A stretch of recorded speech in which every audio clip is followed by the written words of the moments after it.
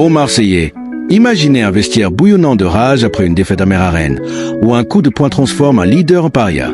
Adrien Rabiot, pilier de l'OM, en vient en main avec Jonathan Rowe, et soudain, tout bascule. Avec 48 heures de recul, on décortique cette affaire explosive qui divise les supporters entre fidélité au club et défense d'un joueur exemplaire. Accrochez-vous, car on va poser les pieds dans le plat avec des nuances essentielles pour comprendre ce chaos. D'abord, rappelons les faits. Vendredi soir, après le 1-0 contre Rennes, une altercation violente éclate dans le vestiaire. Rabiot frappe Rowe, un coup de poing qui choque tout le monde, du coach de Zerbi au dirigeant. La sécurité intervient. Un jeune comme Bakola fait même un malaise au milieu du tumulte. La direction, Pablo Longoria et Mehdi Benassia, attendent des excuses pendant 2 jours off. Rien ne vient. Lundi, convocation et la sentence tombe. Les 2 joueurs sont placés sur la liste des transferts. Pas de retour en arrière, confirme Benassia dans une interview choc. Maintenant, on est divisés, nous les supporters. Certains soutiennent la direction, d'autres Rabiot. Mais attention, ceux qui accusent les pro-Rabiot de placer un joueur au-dessus de l'institution se trompent. Aucun Marseillais ne préfère un individu à l'OM. Inversement, défendre la direction n'en fait pas un meilleur fan. À Marseille, historiquement, les supporters ont souvent été un contre-pouvoir face aux dirigeants. Pensez aux airs Boucher, Labrune, Dreyfus. On se méfie d'eux, car ils passent, tandis que le club reste. Longoria et Benassia ne viendront pas au Vélodrome comme supporters une fois partis. L'OM, c'est nous, le peuple passionné.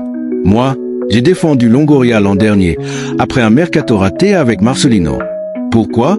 Parce qu'il s'était planté une fois, mais avait réussi avant, sous Sampaoli et Tudor. J'aime être juste, exigeant, sans être injuste. À Marseille, on n'est pas des supporters aseptisés comme à Nantes ou Lens. Notre exigence a forgé le sommet, comme en 93, 6 mois avant la C1, après une défaite contre Nantes, les femmes bloquent les joueurs toute la nuit, cassent des voitures. C'était courant, et ça a porté ses fruits. Aujourd'hui, critiquer n'est pas brûler tout, c'est notre ADN. Parlons de Rabiot. Arrivé il y a 1 an, il baisse son salaire, endure insultes sur sa mère et son père décédé des Parisiens. Il se donne corps et âme, exemplaire sur le terrain, leader technique. Benassia lui-même admet qu'il a été parfait et que son départ est une perte sportive énorme. À 10 jours du mercato fin, qui le remplace? Personne au même niveau. Rabiot a pété un câble, grave, mais d'autres clubs gèrent différemment. Au Bayern, bagarre avec Lizarazu ou Mané n'ont pas viré tout le monde. À l'OM, on a connu pire. Quand on achète le maillot en match, salit les couleurs, pourtant pardonné plus tard. Kessman au PSG fait pareil. Fini. Rabiot, lui, sort en rage d'une défaite, essaie d'abord de calmer Rowe, puis explose. Pas un manque de respect au club, mais un moment de folie. Imaginez, même des amoureux fous de l'OM, dans la direction en 2001 sous tapis, se bagarraient dans les bureaux. Coup de boule, scandale, mais ils aimaient le club. On a eu des présidents se suicider, des anecdotes folles. Rabiot mérite une seconde chance pour ce sacrifice.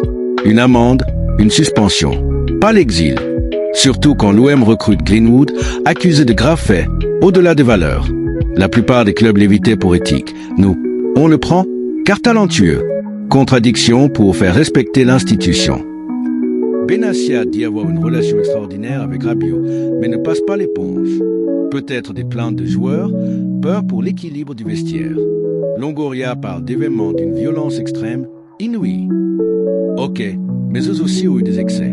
Longoria suspendu pour pétage de plomb contre arbitre, Benassia virulent post-match, de Zerbi excessif avec Koné.